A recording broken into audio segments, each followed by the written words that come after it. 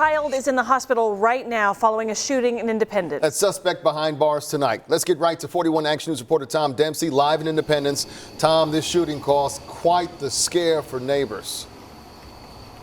Yeah, absolutely, Kevin. We spoke to a neighbor who says multiple families live nearby this home where the shooting. It started out with a lot of commotion, car doors slamming. C.J. Thomas can remember the moments when terror struck along South Cedar Avenue in Independence on Thursday afternoon. Shots were fired.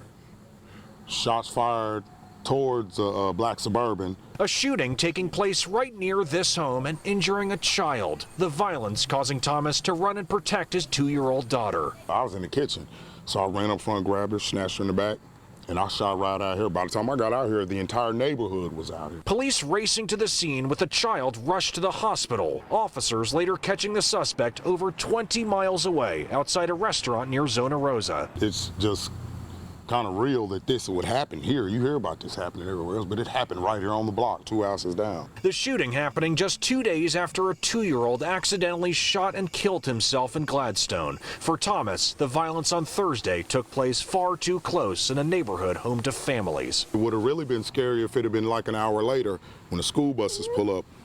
It's like 20, 30 kids walk this area all the time. A child injured and a suspect now in jail after a day bringing plenty of concern for neighbors. This is crazy. It's too close. It's way too close, so they need to do something about that. Police did not release any information on the suspect or the age of the child, but we can report at last check the child remained in stable condition. Live in Independence, I'm Tom Dempsey, 41 Action News.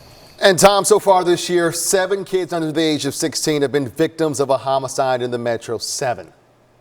5 of those were in Kansas City. You can check for updates on today's shooting on air and online at kshb.com.